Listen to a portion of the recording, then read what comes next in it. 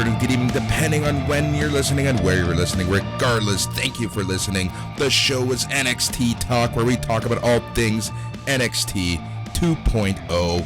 What an interestingly weird show this go-home edition of NXT 2.0 was last night. We're going to be chatting, reviewing, analyzing that. We're also going to be kind of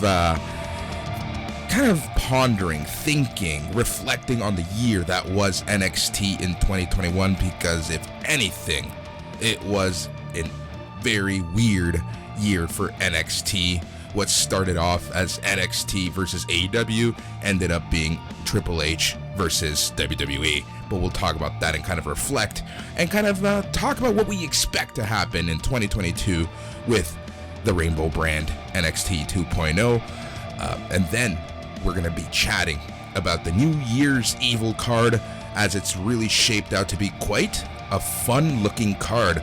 But we're going to be chatting all that and more on this week's episode. I'm Boris, and as always, I'm joined by Matt. Bonjour! How's everybody doing out there? We hope you're doing well. We hope your holiday season is full of cheer.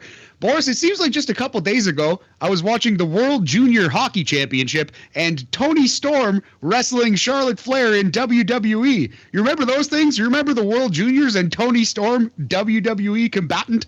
You know how I feel about the World Juniors to begin with, but yeah, no, it's crazy that it's just gone. And even crazier, and something that I guess our listeners of this show are going to care a little bit more, and that's Toni Storm gone. Like, I was shocked. At the same time, you never know what the circumstances are of anyone asking for a release, but point is, Toni Storm is gone from WWE, and the World Juniors have officially been canceled. Crazy. That was like my Christmas. Was I watched SmackDown on Christmas morning when the house was a little empty before some guests came in. We recorded that podcast and geared up for the World Juniors, and yeah, both of those things gone, man. Craziness. But Toni Storm is an incredibly talented performer, and I'm sure she'll be fine no matter where she goes. We have the advantage of recording this podcast, the advantage and disadvantage of recording this podcast a little late this week, so we get to talk about this news situation here. But this is a shocking departure, because WWE, it seemed like they were finally starting to get behind Toni Storm, finally starting to push her, appreciate what they had there, and then she left, it looks like, on her own volition. Looks like she asked for her release. Yep, exactly. That's the part that is interesting, right? Like, you never know what motivates someone to ask for a release. There's, and it's none of our business at the end of the day. It's not our business whatsoever. But, she's asked for her release. Looks like WWE granted it right away. And here we are. Toni Storm is a free agent. I'm sure she has a 90-day no-compete clause. But, if she is going to be looking for employment, in the wrestling business, that is, I don't think it's going to take her long to find something, because she is just so talented. Honestly, been following her for a few years, like right before the first Mae Young Classic. I really was able to catch some of her Stardom work and kind of followed her work through there, and in NXT UK, obviously. Then the weird run that she had in NXT stateside, Black and Gold, still puzzles me that they turned her heel. But here we are. Like you said, she got called up in the summer, wasn't really used much, but now she kind of had a program with Charlotte Flair really going, and that's all she wrote for Toni Storm.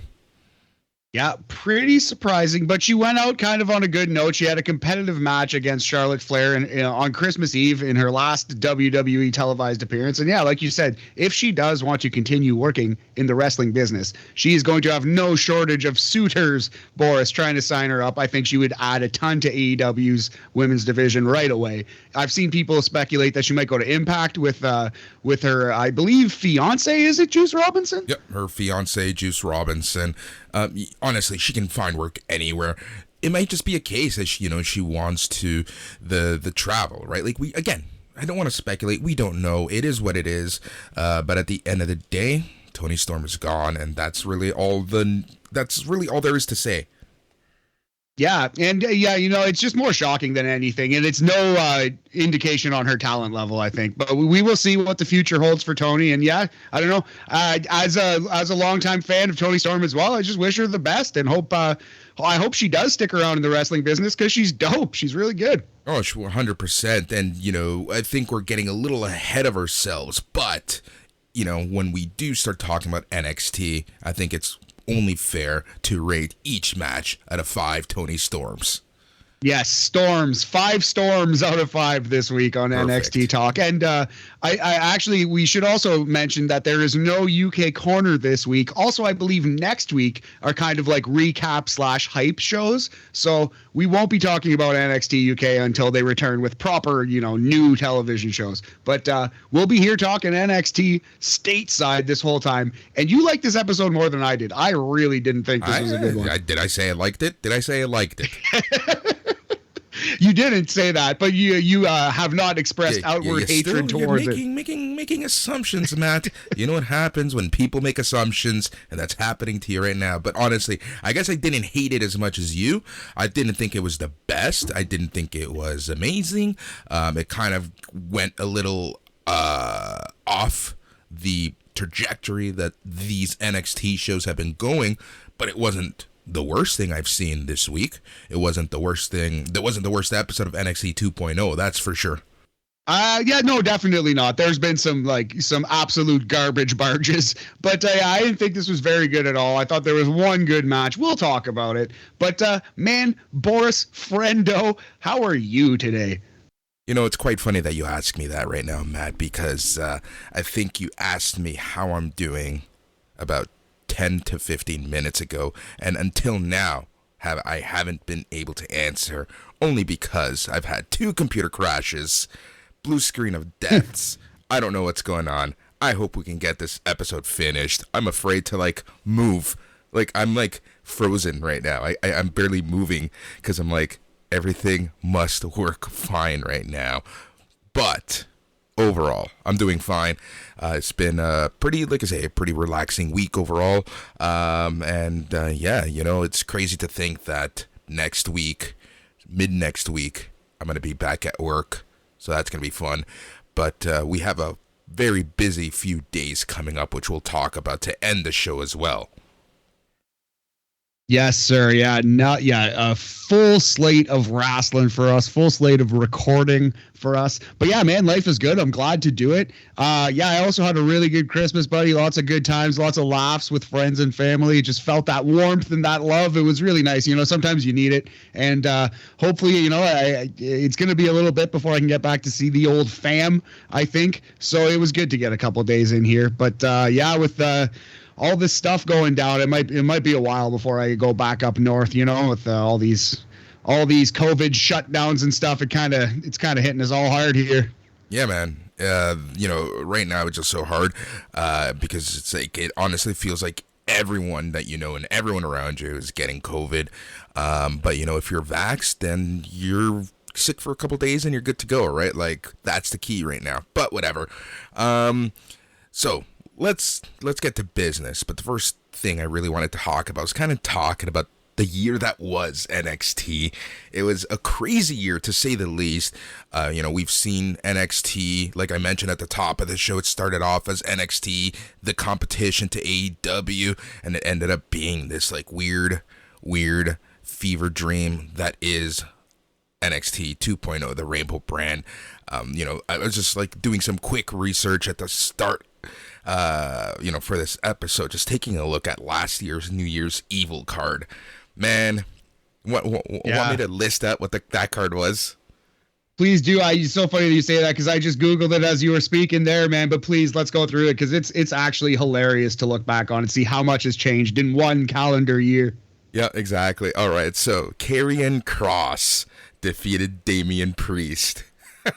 I'm not heartbroken about how it turned out, but how crazy is it that Damian Priest has gotten this huge push and has been so successful on the main roster, and Karrion Kross is out, cut. It's not what you would have expected.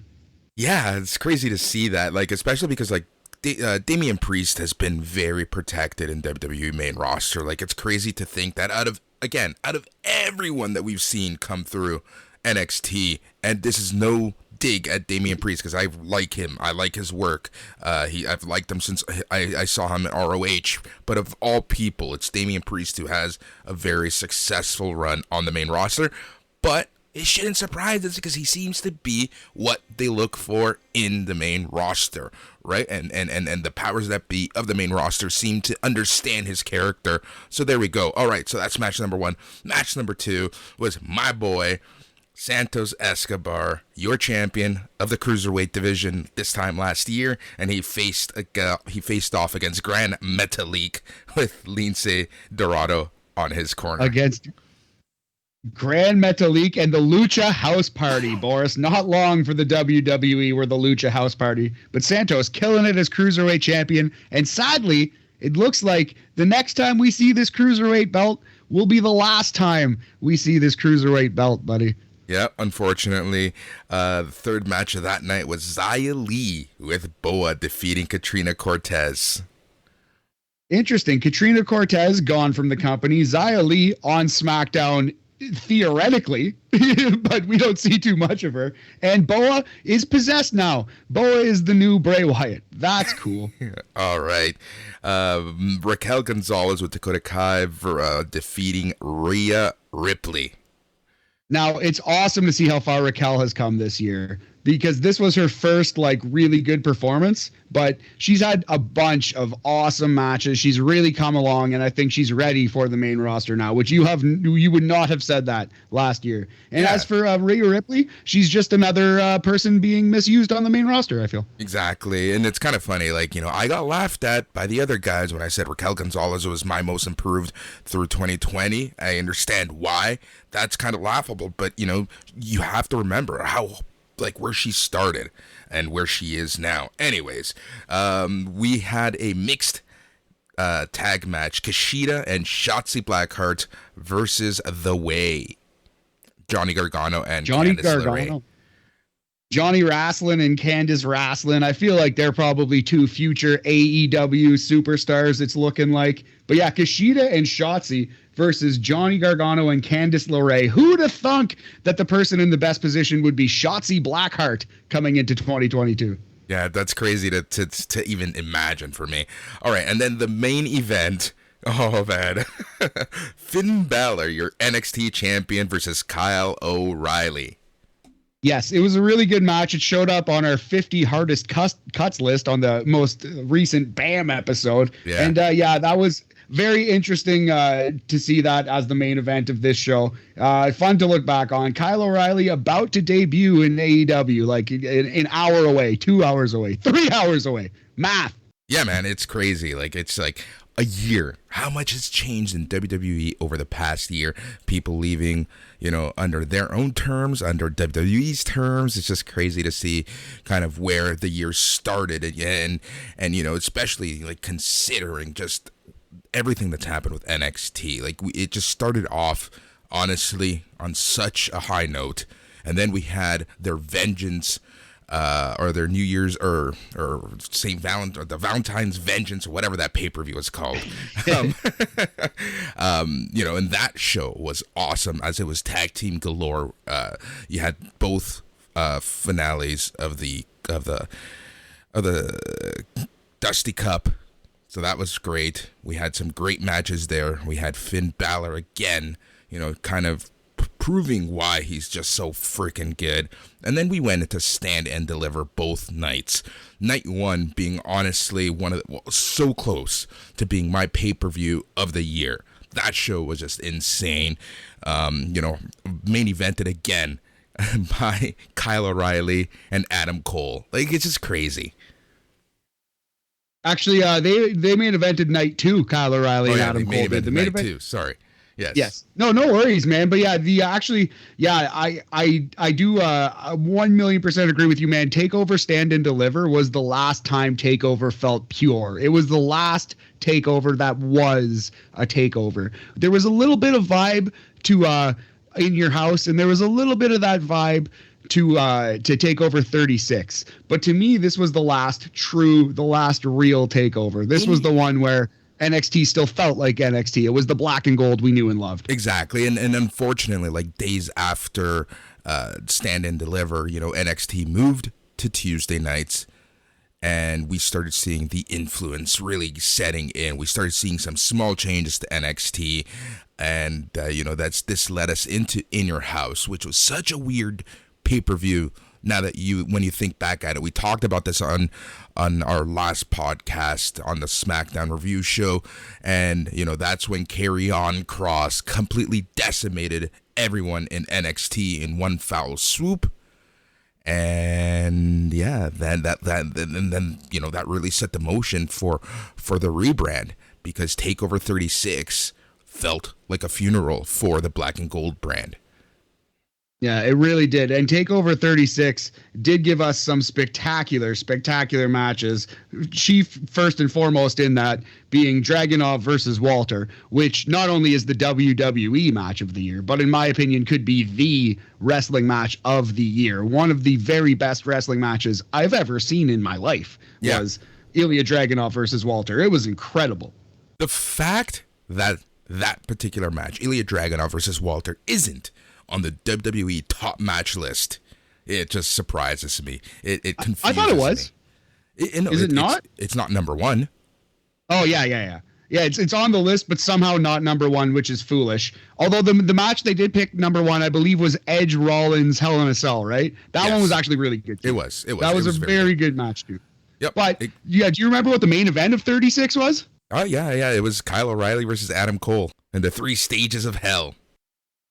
Actually, my friend, that was the semi-main. The main event was Samoa Joe defeating our boy Karrion Kross. And I only bring it, not to dunk on you, I only bring it up because you remember Samoa Joe, NXT champion, for a hot cup of coffee? Yep. He won the match, and that was it. Basically went missing afterwards due to injury. And I've seen some reports. I don't want to talk. I hate speculating, but it looks like he might be doing backstage only stuff for NXT moving forward. Again, who knows? Who knows what the deal is? But yeah, it's crazy to think again, Samoa Joe released, comes back, plays his best Tony Soprano impression, and then comes back to the ring for one match against, of all people, Karrion Kross. And the matches that we could have had at that time, like if you remember when Samoa Joe was the enforcer GM, he had confrontations obviously with Karrion Kross, a couple with Adam Cole, it's a couple with Pete Dunne. Oh man, the matches that we could have had. Yeah, a couple with Gargano, too. Gargano was doing the gimmick where he was sucking up to him, but Samoa Joe would have none of it. Samoa Joe's, brief month to 6 week run as a weekly character in NXT was the best thing on this show the entire year. We loved that the entire time because it was great, and I miss Samoa Joe on my television. But, I understand. I hope he's healthy, and if he's done wrestling, that's our loss, buddy, but good for him. He had an incredible career. But just an insane year. And 36 was pretty much the death toll, the death bell of NXT. Exactly, because that led us into the middle of September, which was when NXT 2.0 debuted.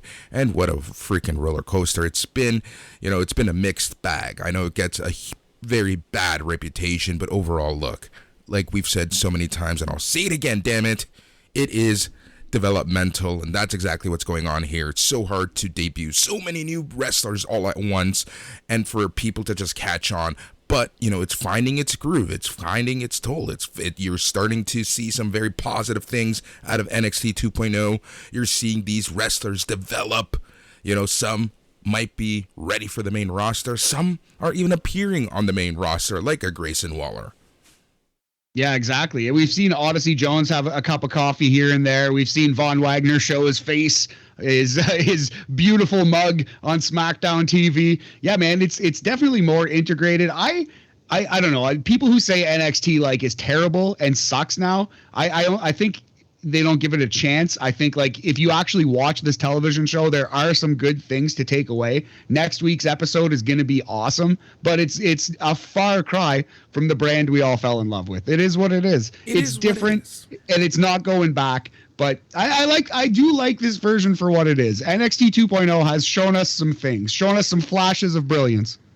Here's a question I think I know the answer to, but I have to ask. If you didn't do this show, would you be watching NXT? Yeah, that's a tough one. I would be watching, but I wouldn't be watching like as religiously. I wouldn't make a point to watch every Tuesday night, no matter what.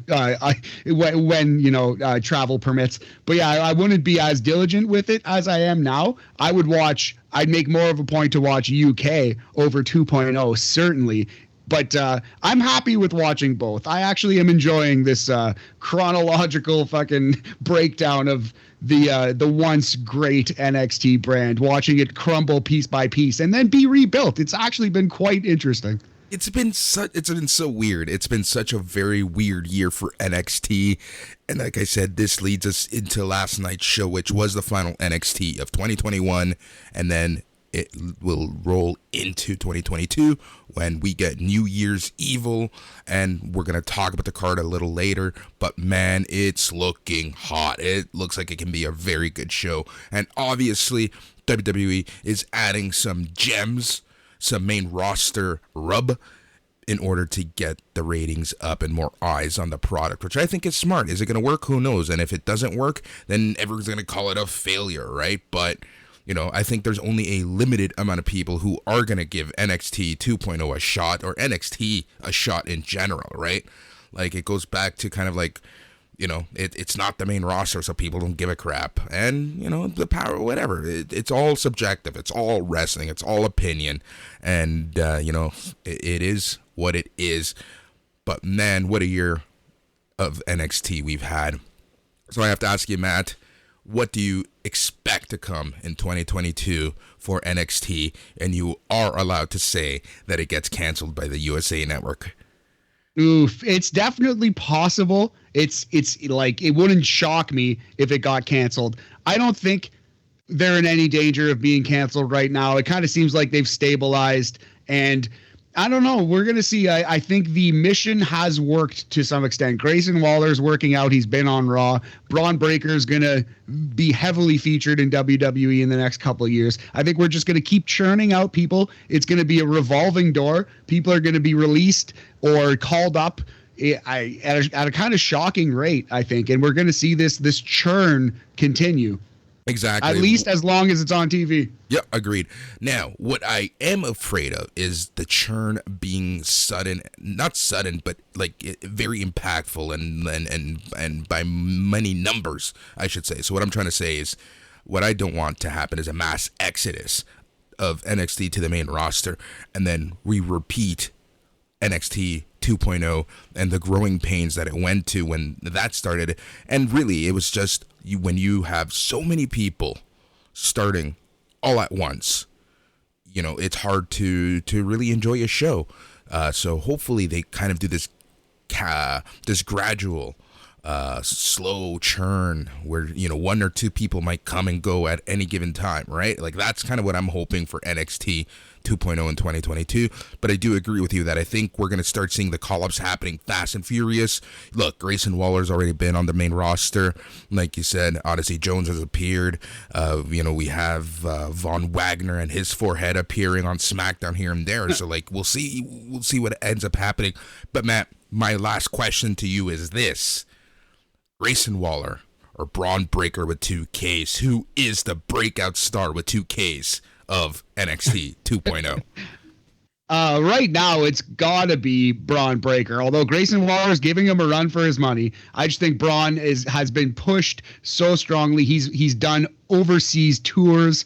We're being explicitly told this is the guy. He's essentially the Goldberg of the brand, although he hasn't squashed everyone like Goldberg did. He is the big, strong dude. He is the number one. He is the final boss of NXT. So Grayson Waller's doing a very good job, but it's still, you got to say it's Braun. Yeah, I agree with you 100% there. In the grand scheme of things, it is Braun Breaker. NXT will be his. And I guess, my next question can be answered later on. And I'm going to give you a little bit of time and our listeners to reflect on this. Will Braun Breaker win the championship? We'll talk about this a little later when we talk about New Year's Evil. So I think it's time, to just jump right into it. Let's get into the show. NXT 2.0 TV. we already said that we will be rating each match out of 5 Storms, honoring Toni Storm and her departure from WWE. So, we get right into it. Vic Joseph and Wade Barrett were on commentary. Alicia Taylor was the ring announcer. The show started right away with Grayson Waller making his entrance. He took the mic for a pre-match promo. He bragged about having a good Christmas and how he treated himself to front row seats at Raw. Waller talked about how Styles wanted the Grayson Waller rub that night. A replay aired of Waller's Raw appearance. The crowd started chanting for AJ. Waller said he doesn't get why people support AJ over him. Waller attacked the fans by saying they struggle to get out of their seats due to their fat asses. That actually made me laugh. Waller noted that Apollo Crews and Commander Aziz prevented him from putting AJ on the shelf. Waller said he's supposed to face Dexter Lumis, but Lumis is not medically cleared to wrestle. Waller called Indy Hartwell a catfish and said while she may be a 10 to Lumis, she's a 3 in Grayson Waller's book. Waller asked for his replacement to come out. Then Odyssey Jones makes his entrance. Waller left the ring like he was going to refuse the match. Jones took the mic and said while Waller may call himself a star, he is just a bitch. This got Grayson Waller pissed off enough that he ended up accepting the match, and this leads us into the first match of the night, which was Grayson Waller versus Odyssey Jones. Yes, sir. So, yeah, good promo here by Grayson. I'm really liking his mic work. He's extremely confident. You can't fault him for a lack of confidence. He certainly feels like he belongs. He looks like he belongs. He speaks like he belongs. I really like this promo. I think Grayson he's doing excellent work. This match, not there so much. Look, I like Grayson's in-ring for the most part, but Odyssey Jones still has some developmental to do. He's got some developing to do in the ring, and it just shows, right? This match to me just showed that, and we've said this every time he's gotten in the ring. He just makes some things look very awkward. This match really wasn't the best. It was a short match, only came in at 7 minutes, 35 seconds. And obviously, well, not obviously, but surprisingly to me at least, to a certain extent, Grayson Waller hit Jones with a rolling stunner for the win. Yes, he did the Kofi Kingston-style dive roll through the bottom and middle ropes. Chavo Guerrero did this too in WWE, and tons of luchadors have done it throughout the years. But he did that dive roll into a stunner, and Odyssey sold the stunner like a champion. He sold it really well, popped up did a 180 spin. I thought that was really good. There were a couple spots here that Grayson Waller's working into his matches, which I like. He does an elbow off the middle rope where in midair he takes a pretend basketball, Boris, and goes a double through the legs elbow, which it's kind of interesting. I like that he's trying new things. I'm very excited to see Grayson Waller versus AJ Styles, who's basically the complete opposite end of the spectrum of Grayson or of Odyssey Jones, right? Yeah. In Grayson Waller versus Odyssey Jones, Grayson Waller has to basically call and I believe carry the entire match, and they went 7 minutes and 35 seconds. Now I'm excited to see AJ versus Grayson get 10 or 15 next week. Let's go. Well, they technically don't have a match next week. They're calling it a confrontation. Oh, really? I thought it was actually a booked wrestling match. That is my fault. Yeah, they're calling it a confrontation. What that's going to lead to, who knows? Where this entire story is going to lead to, who knows? But it's for sure a very interesting setup to this story, and I wonder what the payoff, what the end result is going to be, and where we're going to get this payoff. And we'll see what happens there. But AJ Styles, Grayson Waller, just a confrontation. So after the match, let's talk about after the match stuff, and then we'll rate the match. Grayson Waller is celebrating. AJ Styles appears on the Tron. Styles noted that Waller got the wrong type of attention on Raw last couple nights ago. Styles said he's coming to NXT next week, and he'll see Waller at New Year's Evil.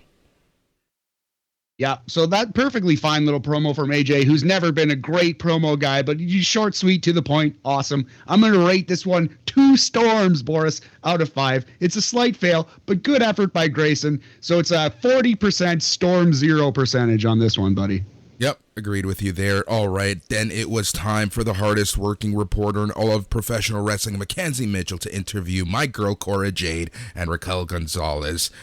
Jade assures Mitchell that she'll coexist with Gonzalez. I love how this coexisting bullshit is just a fucking joke to them now. I actually do like it. I do like that it's Cora Jade's character to make fun of the word coexist in pro wrestling. It's landing with me, Boris. I'm liking it a lot. She's so darn likable, this Cora Jade. She really is. But you know who Cora Jade can't coexist with? Who's that, Boris? Darby Allin. She can dunk on him like Vince Carter in the 2000 Olympics, though. Oh, that was beautiful. Anyways, Cora Jade says that she'll coexist with Gonzalez. Before Gonzalez could even speak, Io Shirai and Kaylee Ray both show up to ask Gonzalez to be first in line once they take the belt off Rose. Rose then appears on the screen. She set up a tag match between Io Shirai and Kaylee Ray versus Cora Jade and Raquel Gonzalez for later in the show, where the winning team ends up facing her in a already scheduled triple threat match. So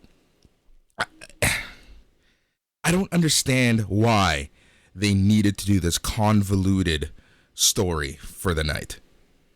Yeah, it's kind of weird, although it did lead to it was a good like replacement match, you know. I don't mind it, but yeah, at least they explained it away with Mandy saying, "I'm the champ, I can get this done," versus like her just like randomly saying something and then it's canon, like she's booking her own matches. She actually made a point to say, "I will go get this done." So that little thing made me kind of appreciate it. But I agree that it was weird. I feel like probably it was related to the, you know, at this time, Boris, you can't say like, you can't really blame them for changing a card on the fly, you know, I'm not. Not at all. Yes, I'm just saying. I know you're not. Like to me, it was just weird, right? Like, you know, there's a lot of other things that they could have done. They could have just had this match without the stipulation, right? Like, I don't understand why they would add that stipulation, but whatever. It doesn't matter. It's such a minor nitpick. It doesn't really matter. So Grayson Waller cuts a promo backstage saying that he has no problem showing up Styles next week. Waller crossed paths with Wesley and Ash Carter, and he said, "Screw you" to both of them. So yeah, Grayson Waller continues to cut excellent promos, like it quick, again, to the point, like, but they're pushing him so strong on the show. You see him 3 or 4 times every week. He is getting a strong push. He's the #1 heel in NXT, and I'm really enjoying his character work. After this, we get a vignette for Tiffany Stratton, her last one before her debut later on the show. Yeah, I don't know. I got nothing to say about that. Yeah, it was what it was. Pretty straightforward. We're going to see her coming up. Yep.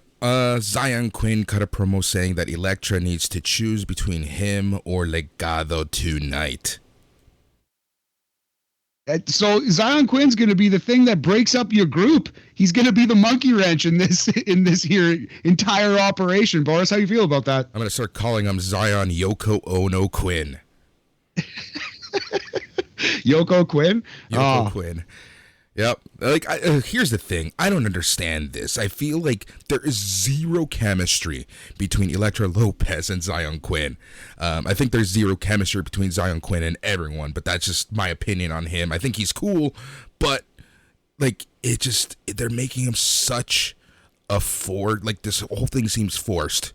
You know, I think they're taking away from Quinn's quote unquote cool factor, and he's really starting to look like a poor sap. Yeah, you know what? This might have been the week where I started to agree with you on that point. Like, it kind of seems like he's a little dopey, a little geeky in this, and he is like a great looking dude. You know, he's a huge guy. Like, he should be cooler than this. I agree with that. Yep. It is what it is. MSK, Wesley, and Nash Carter made their entrance to the Performance Center ring, and what was very interesting is that they got quite the pop. So that's good.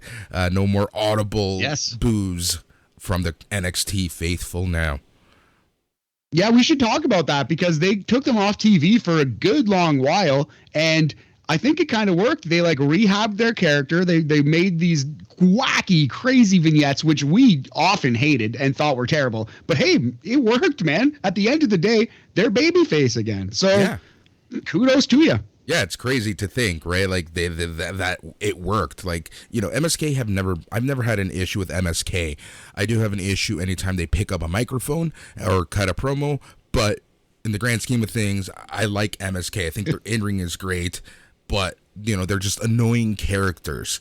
But like you said, I think that they were able to rehab them. They've been gone since Halloween Havoc. It's been that long, man. That's absolutely crazy. And again, not gone from our television screens, but they haven't appeared in front of that NXT audience in such a long time. So I think that was a smart call by WWE. And even though I really, really did dislike a lot of the vignettes, you have to give credit where it's due. It worked. Yeah, exactly. So MSK talk about how they've been down since they lost their titles. Matt Riddle cuts a promo on the Tron saying he apologizes that he had a change of plans and couldn't be there with them live this week. He assured them that he'll be with them soon.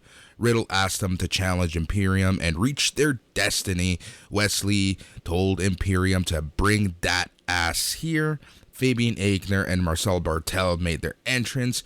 Aichner spoke in Italian, Bartel spoke in German. Bartel said he can see based off looks that MSK look uncultured. Bartel said MSK will never be able to touch Imperium. He said Imperium is the best tag team this division has seen. Carter asked Imperium for a match right here, right now. Walter then appears on the screen. Walter said Marcel and Fabian are great champions that treat the titles with dignity and respect. He said they don't need a title match, they need a beating with Walter's right hand. Riddle appeared on the Titantron again. Riddle proposed Riddle, Lee, and Carter versus Walter, Fabian, and Marcel. Walter accepts the challenge, and he ends the promo by saying Imperium's catchphrase of the ring being sacred. Yeah, so Walter in a 6-man tag next week featuring Matt Riddle. Oh my. Let's hope it gets to the ring because it's a risk now these days. But man, if we see that match, oh baby, let's do it. I will be watching. I will be so excited to see that one. And yeah, Walter speaking. Strange. He's a little better on the microphone than you think he's going to be. He's not Ric Flair, he's not The Rock, but he's okay. He's okay. Yeah, exactly. It's so weird that they did give him the chance to speak, which kind of makes me think if he's talking more, does this mean the main roster's in his future with the rest of Imperium? I hope so. Man, I just hope they don't waste them. If they do go on the main roster, I just hope they understand what they have and they actually push those guys. It will be heartbreaking to see them wasted on Raw or SmackDown. But, it does seem like we're going to get more Walter across the pond here. Yep. So that's always good. Moving on, Vic Joseph and Wade Barrett checked in from the commentary table. They recapped Brian Kendrick getting shoved down the stairs by Harlan. The show cut to Harlan and Joe Gacy outside. Gacy told Harlan that Kendrick called him a freak, but to Gacy, Harlan is no freak.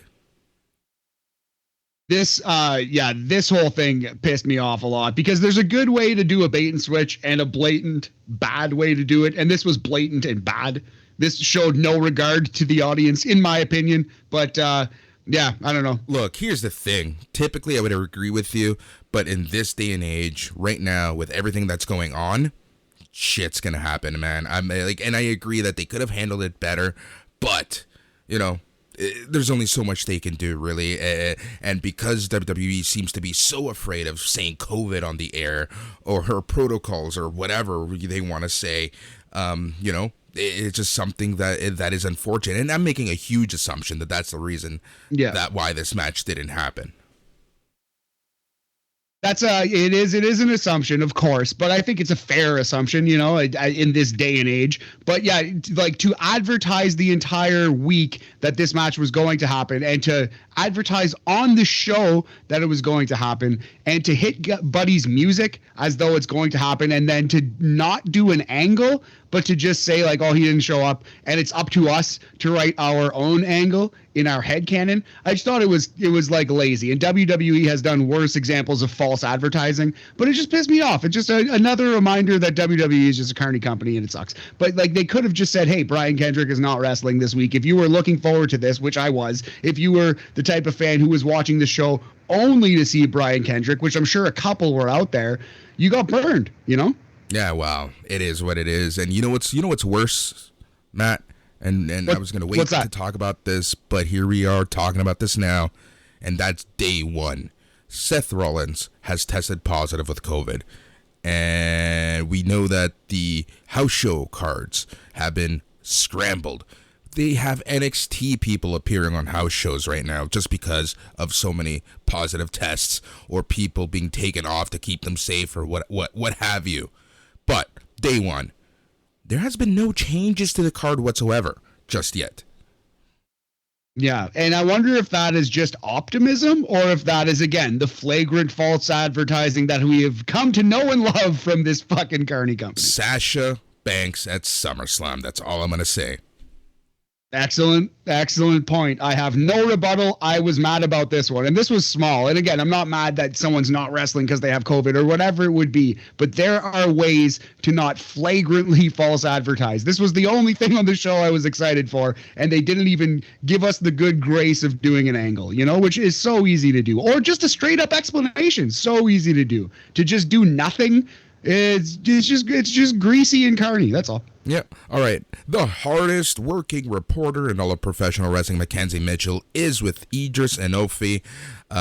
They talk about his big win over Von Wagner, Von Forehead, Von Beverly. Enofe talked about how he was happy to end the year with his first WWE win. Von Wagner showed up to randomly yell at Enofe. Malik Blade showed up to defend Enofe. Wagner then yells at him and had to be held back. Now, so Von Wagner is, you know, he's still mean. He's still nasty. I kind of thought he was going to lose again after this promo, though. The way they set it up, it really felt like they were driving towards a losing streak for Von Wagner here. I was wrong. Yep, I agree with you there.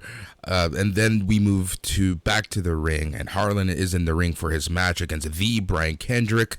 They start playing the theme. No one comes out. Gacy takes the mic and said that even when people talk a big game, they end up not showing up. That's literally how they wrote off this match. Andre Chase shows up and said he was here for a teachable moment. He said they don't quit at Chase University. Gacy said they admire the work Chase does at his university. Gacy said Harlan was enrolled in schools before, but he was treated unfairly and unjustly expelled. He said he thanks Chase for being Kendrick's replacement. This leads us into Harlan versus Andre Chase, which this match took 1 minute for Harlan to get the win. Yeah, Harlan defeats Andre Chase via ref stoppage in exactly 1 minute. He's got this spot where he just repeatedly slams his opponent's head into the mat, dribbling it like a basketball, if you will. And that appears to be his finisher right now. So, hey, that's cool. They're definitely making Harlan look strong. I appreciated that. But yeah, this was 1 minute of just like two moves and a man smashing another man's head against the mat. So it wasn't really much of a wrestling match per se. Yep. All right. So Harlan was about to go to the back, but he stops. He goes to attack Chase again, but Chase was covered by one of his students. Harlan drags the student, puts him on his shoulders, and drags him to the back. So we literally have a kidnapping on NXT this week. Oh no, hints of Russo. At least there wasn't outright overt racism and rape references, but that's neither here nor there. I would rate this match probably WWE average. You know, it wasn't a strong in-ring match, but they really put Harlan over strong, and I'm interested to see more. So I would say average WWE squash. It's the Mendoza line, the Madcap Moss line, 2.5 storms out of 5, buddy. Yeah. Then we get a Tiffany Stratton shot. The reason why I bring this up is because I absolutely loved the filming of this. This seemed to be done live. They did a great shot of her boots and her back and the lighting, everything was really good for this one shot to really hype Tiffany Stratton before her in-ring debut. Yeah, we're kind of reaching a little bit, but I agree with all of your compliments. They did a great job with this little 5-second thing. Yeah, I do agree. It was slick, looked nice. It's small, but you know what? Again, if we're gonna give credit where credit's due, you know, this experimental cinematography that they do from time to time on NXT is kind of cool. Yeah, I agree. Yeah, couldn't agree more. Now, the match was not kind of cool. She needs some developmentaling. She needs some developmentaling, Boris. Oh, for sure. But before that, we see the TMZ-like interview walking up to Santos Escobar, Joaquin Wilde, and Raul Mendoza. They tried to shoo off the cameraman. Elektra Lopez showed up, and Escobar wanted to know her deal with Zion Quinn. Solo Sikoa randomly shows up because he heard commotion, and this leads to a Escobar versus Sikoa match later in the night. I loved Santos here, and I also really liked Solo here. I felt like the rest of Legado are pretty cheesy still. They're not the best actors. It's pro wrestling though. None of the, you know what I mean? We're not getting Brad Pitt and Leo and all the greatest of all time. I'm just kidding about that. But yeah, we can't expect great acting, but even then, Legado, buddy, your boys, they can be a little cheesy. Santos is excellent, though. Santos is excellent on the microphone. Santos is excellent, period, man. Like, he's so good. Like, he's honestly so talented. It's, again, just like Cameron Grimes, it's criminal that he is not doing more. Yeah, 1,000,000% agree with you, buddy. I like to throw shade Santos's way because I know you love him so, but I would be lying to you if I said he wasn't great. He's an awesome wrestler, and again, he's excellent on the microphone. He's a really good promo guy. So I posted this on the Facebook group, but I tried buying the Legado shirt again, the LWO ripoff one, and it is still sold out. So either it's a very popular shirt, or they made one batch, and that's it. They need to reprint that thing. If you're listening, WWE, Boris will buy 10 himself. I promise you. I effing would. Awkward silence. I love it. All right. Sorry, I think, you were a little choppy on our connection here. You froze there for a second, but I assume that you were just showing more love to Santos and your boys and the T-shirt. Oh, you know it. All right. And then the match that I really don't want to talk about too much, and that's Tiffany Stratton in her in-ring debut versus Fallon Henley. Fall on Henley.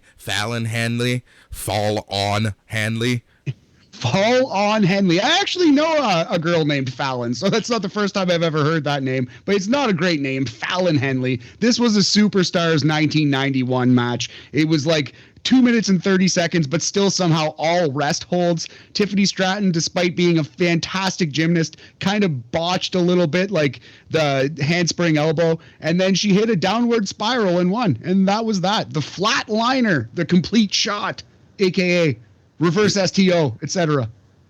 You know who Tiffany Stratton reminded me a lot of in this match, and this is not a compliment, by the way.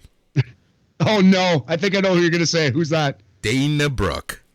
Yeah, she definitely had some Dana Brooke vibes, like sloppy gymnastics, kind of like a little bit of a power style. She's a better gymnast than Dana Brooke is, obviously. Not as strong, obviously. But yeah, so Tiffany does have potential, but this was pretty bad. This was a pretty bad match. Yeah, it was very bad, to say the least. And I'm looking at the time of this match, and I thought it was honestly longer. It was only 2 minutes and 37 seconds.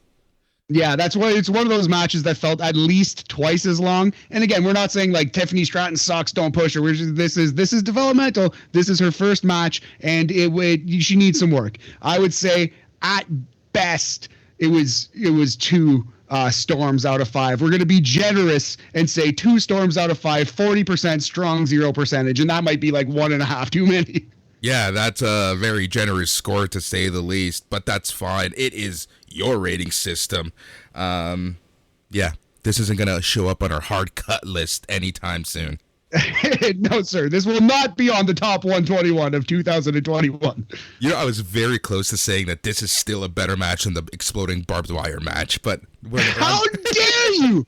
People need to know about the exploding barbed wire death match. It was a really, really excellent match with a terrible finish. Not a good match. It wasn't a good match.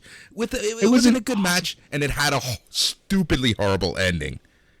It had a number of excellent spots throughout it. It was compelling and violent and awesome, and I was sucked in for every moment of it, and then the ending was terrible. You will not hear me argue that the ending was absolutely terrible and kind of ruined it. But in my opinion, it knocked down like a 90 to an 80, not like a 50 to a 0, you know? It was still an amazing match. It went from 15 to 5. How dare you? How dareth? How very dare?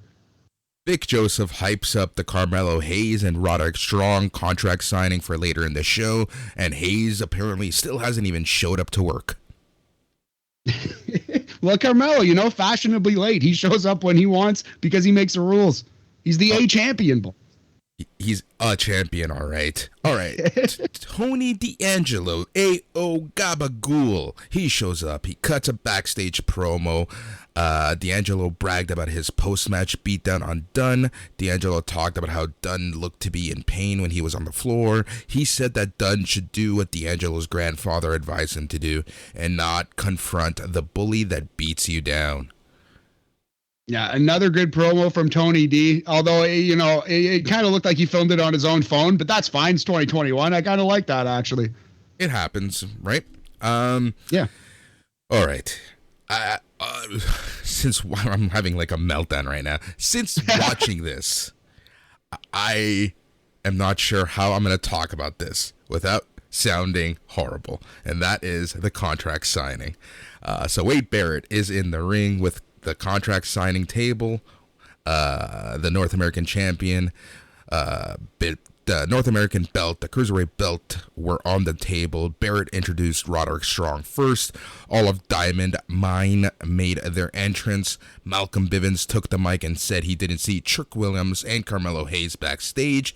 He said he understands that gas prices are high and they couldn't make it. Bivens was cut off by Mello and Trick making their entrances. Trick said that Strong is the B champion because he won't be champion much longer. Trick said that Roddy has never been bout it. I don't know. This is so painful. Look, I like this, but it's just like talking about this right now. It's just like, oh, all right. So then Malcolm Bivens said he's going to translate Trick's talk for the viewers at home. Bivens code changed and translated what Williams was saying. Strong told Bivens to translate to Williams that Strong will kick their ass. Bivens code changed again and told Williams that, hey brah, if you come at the king, you best not miss. Bivens talked about bucking Nux and that Mello and Trick are outnumbered. Williams said he's never been outnumbered. Bivens said he doesn't get paid enough to translate what everyone is saying. Wade Barrett said he doesn't understand what anyone is saying. He asked for Roderick Strong and Carmelo Hayes to start speaking and to stop speaking. Yeah, it's just here's where things just went weird. Mello said that when he says, "When I shoot, I don't miss," it's not a catchphrase, it's a lifestyle.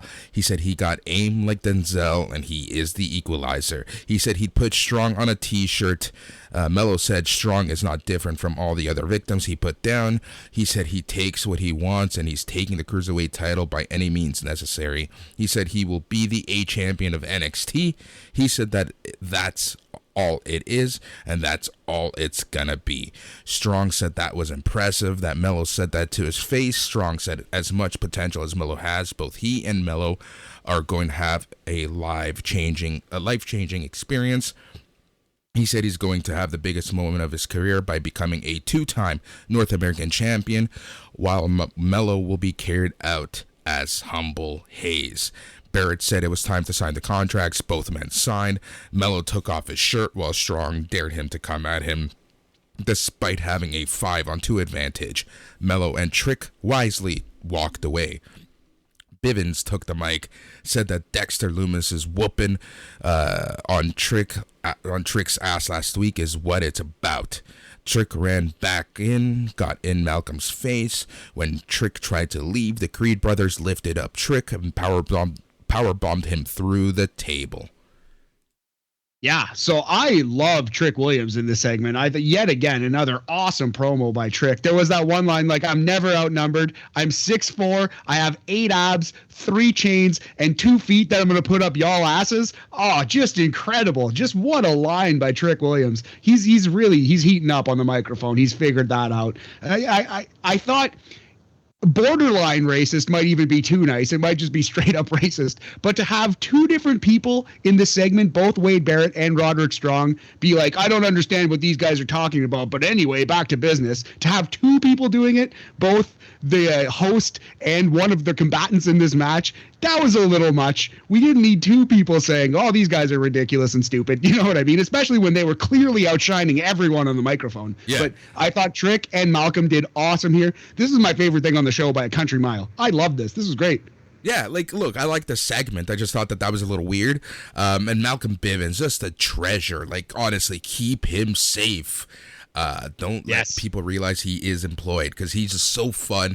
And I think he's really been able to pick up, like, you know, when Diamond Mine started, this was just like it seemed like it was going to be a lost cause, a failed thing on NXT, but NXT 2.0 has really helped this group, and Malcolm Bivens is like really shining right now, and he's the perfect mouthpiece to a Roderick Strong, which seems to be, like, you know, I think we were both wrong. Roderick Strong seems to be doing well on his own right now, quote unquote, on his own.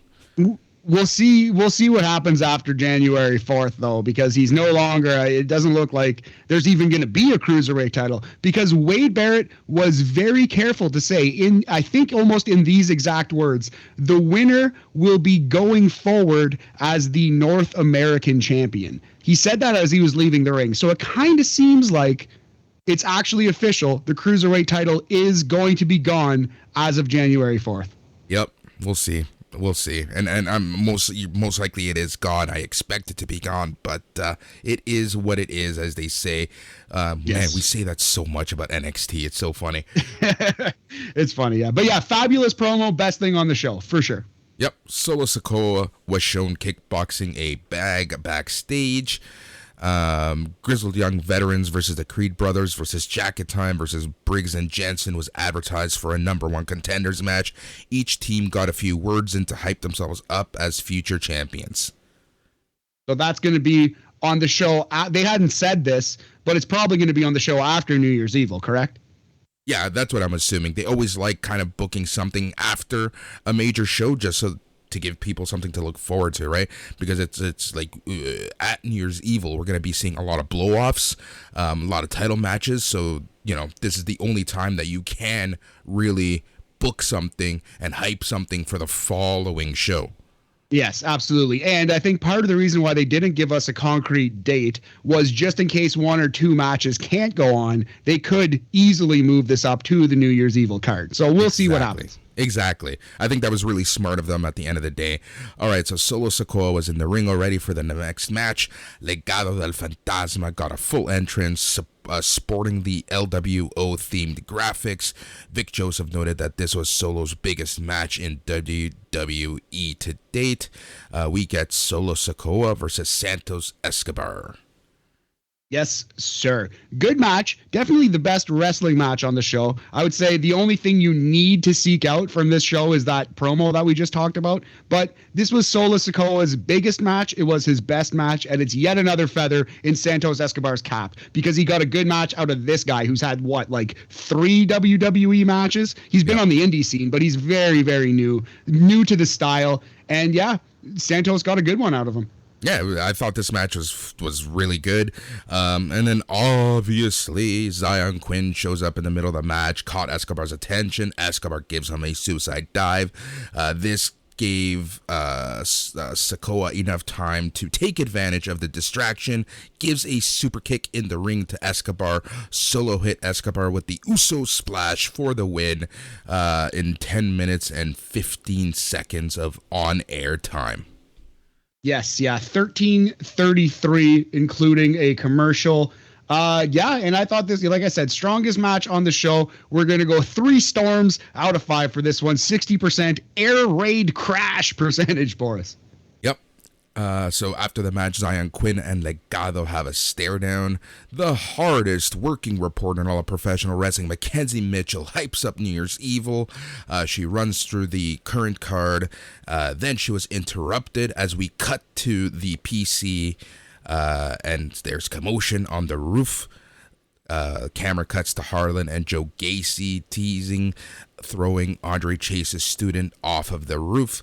Gacy spoke in Harlan's ear, and Harlan put the man down. The student was on the floor in fear. Yeah, so we almost saw a murder here on NXT TV. This Harlan, he's killing people. Something needs to be done. Put this man in jail. Right? He's kidnapping people. He's doing attempted murder. He throws people downstairs. I love wrestling sometimes. Like, you can argue that like an HR team, whatever, would have found some blame with Brian Kendrick, and they just decided to not pursue that because he called him a freak or whatever, right? But this was just a kidnapping and an almost attempted murder. This was just, you, in any form of combat sport, this man should be fined, suspended, and removed from the roster immediately, Boris. Yeah, I agree with you. So the TMZ interviewer tried to interview Solo Sikoa, but Sikoa was attacked and choked by Boa. There was a weird camera cut, and the camera showed that Boa's face was painted. Then it was unpainted. Boa looked confused because he's possessed, you see. Whatever. It's kind of funny when he's possessed, he literally wears it on his face. So it's it's not a very effective possession. Like, we can all see it coming a mile away. But yeah, this character, I almost feel bad for Boa that he's stuck in this character. It is what it is. It is what it is. We need a counter of how many times we say that on the show. It is what it is. That's going to be the title of this episode, I think. Yeah, I think so too. Vic Joseph yet again hypes up New Year's Evil because he couldn't let Mackenzie Mitchell have the spotlight. And then we got a Tommaso Ciampa and Braun Breaker video package. Yeah, this was good stuff. Made me excited to see that match, reminding us of the beats of this feud since Halloween Havoc. And I don't know, but we're going to see. Their first match was pretty good. I think we had it like 3.5 star, 3.5 Ciampa rating. And I expect a similar performance from Braun Breaker. Should we talk about it now or wait till the end? We'll wait till the end. All right. Von Wagner, Von Forehead, Von Beverly, Von SmackDown versus Malik Blade. Oh, man. It's only 4 minutes. This felt like 15. I don't think it was that bad. I don't say this as an insult. I swear to God, I mean this as a compliment. Von Wagner reminds me a lot of Test. Test was a good big man. Von Wagner's kind of hitting a Test level in his ring work. This was a Test squash right here. Yeah, look, it wasn't the worst, but it just felt a lot longer. And you know what? I will say this. I will give him credit that his in-ring isn't as shitty as it was before. He is developing. He is looking better. His matches aren't unbearable to watch. No, absolutely not. No, this was a perfectly fine WWE squash match. Yep. So Wagner hit Blade with a modified Tiger Driver for the win in 4 minutes and 2 seconds. Yeah, that little twisty butterfly slam thing that he's been doing. I'm going to say an average wrestling match, average WWE squash. It's the Mendoza line, the Madcap Moss line, Boris. 50%, 2.5 storms. Yep. I love it. I love the fact that you called it the Madcap Moss line, because for those who didn't listen to our SmackDown review, we were talking about the Mendoza line, and then Matt randomly called it the Madcap Moss line, and we're sticking to that name. Yes, the gimmick here is to try to find the most average wrestler in all of wrestling at this moment, and I do think, Boris, it might be Madcap Moss. I think we circled it. Yeah, well, it's better than my suggestion of Andrade El Idolo. How very dare again.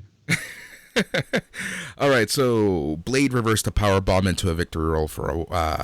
all right, so Wagner was about to attack Blade more after the match, but Idris Inoue ran out to drag Blade to the back.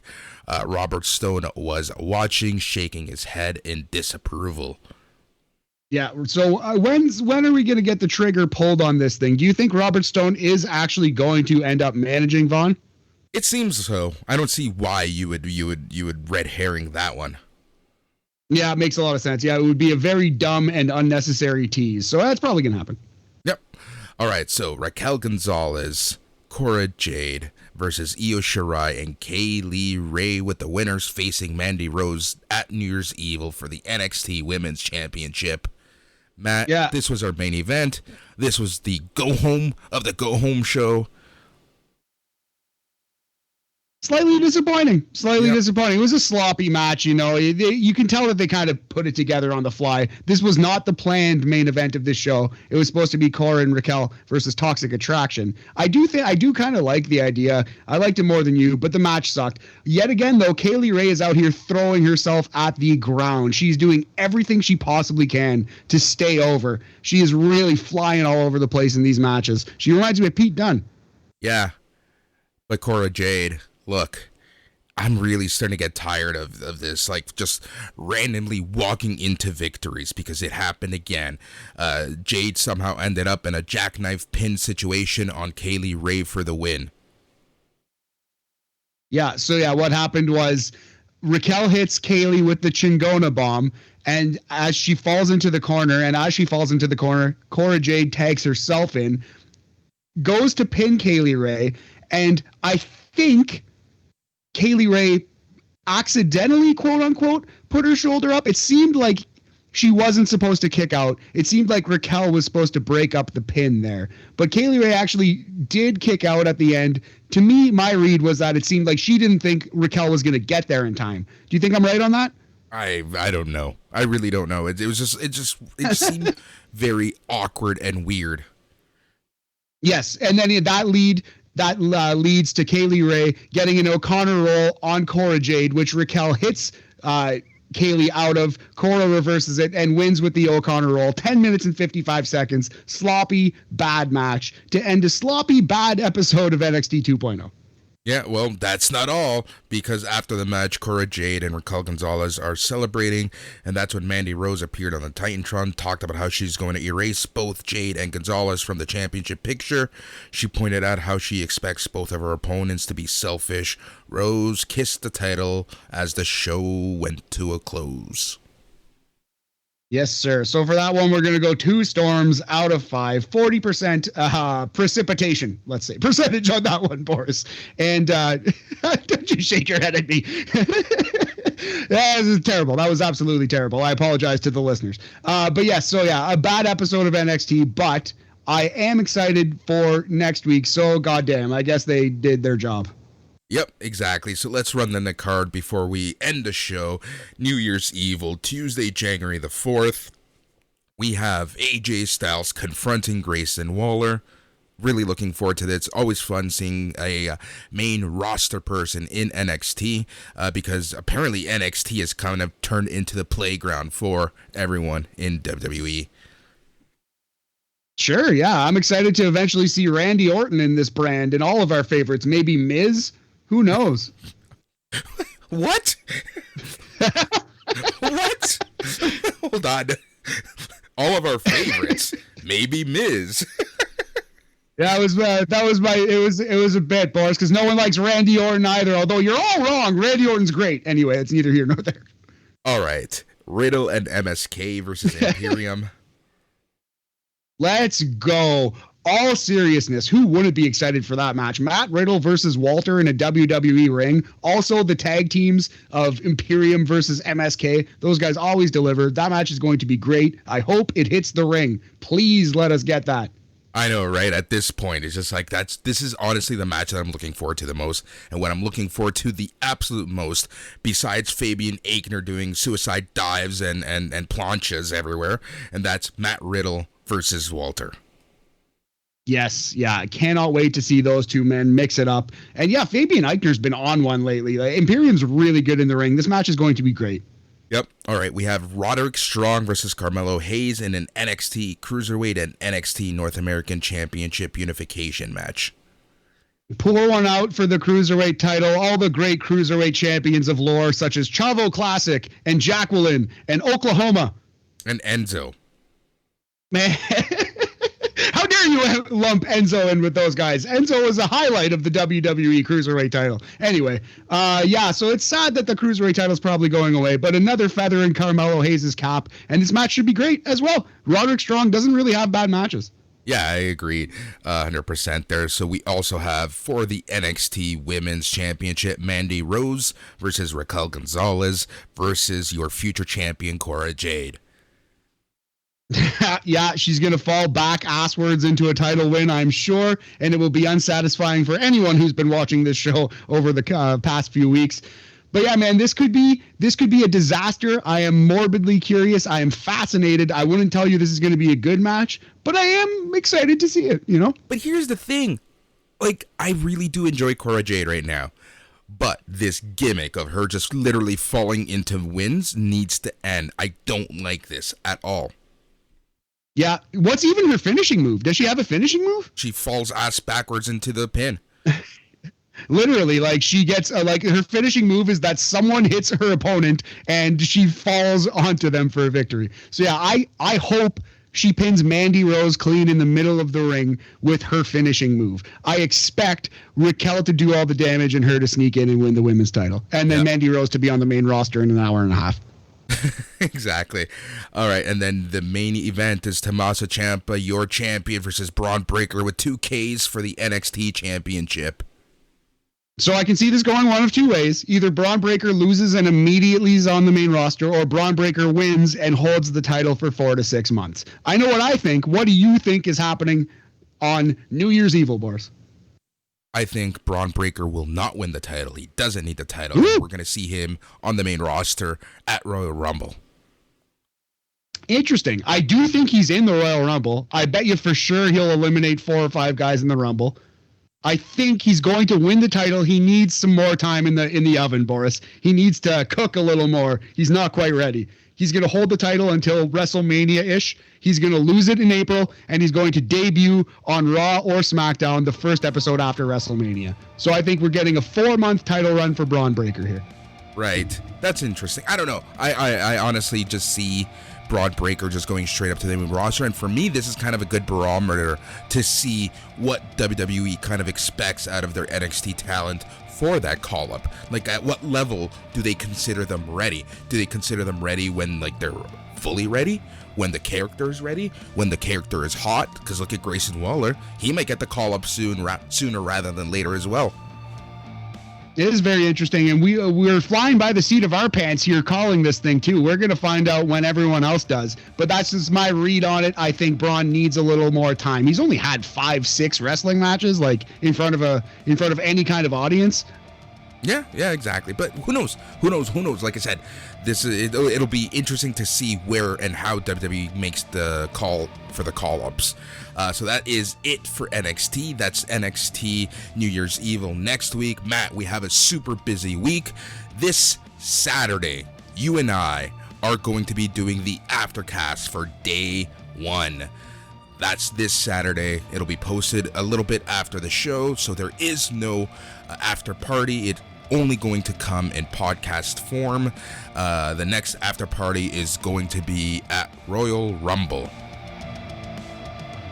Yes, and I believe the plan is we're going to be doing that one too, but that's a long time away. We'll see how that goes. But yeah, lots coming up. We have BAM, the top 121 of 2021. That's going to be in your inbox either Thursday or Friday, hopefully Thursday evening. We also have Wrestle Kingdom coming up. We have NXT New Year's Evil coming up. So many things to discuss, Boris. Yeah, and the other SNME shows coming to you this week. We have the All Elite Weekly, the Old Fucks talking all things New Year's Smash, which is starting in a couple hours. Then, like Matt just mentioned, we have BAM, the top 121 of 2021. That's going to be a very fun show. We're going to have some good debates. We're going to have some drinks. We're going to be talking wrestling. And I'm going to criticize his list, I'm sure. Then we have the Rampage rollout coming over the weekend. No Smack Daddies because there won't be a full SmackDown show as it's going to be a highlight reel match. We have day 1 on Saturday. You have the aftercast coming. And then on Sunday, it is the show of the year, the main event of main events, the worst of 2021. That's going to be that was a fun show to record, and I can't wait for everyone to hear it. I can't wait to check it out. Yeah, the first one was a fun listen as well, the best of. And yeah, man, we're doing good stuff here at SNME Radio, if I do say so myself, Boris. I'm very proud to be part of the team. It's been an awesome 2021 in some regards, in some respects. And let's make it a good 2022, my friend. Agreed with you 100%. Patrons, remember to renew before the 1st, because I know that sometimes, like for whatever reason, things don't work out. And then I get messages, why don't I have access? Because you haven't paid, my friend. So make sure you pay before the 1st. That's patreon.com/SNME Radio. That is the show. This is NXT Talk. He's Matt. I'm Boris. Goodbye. Yeah.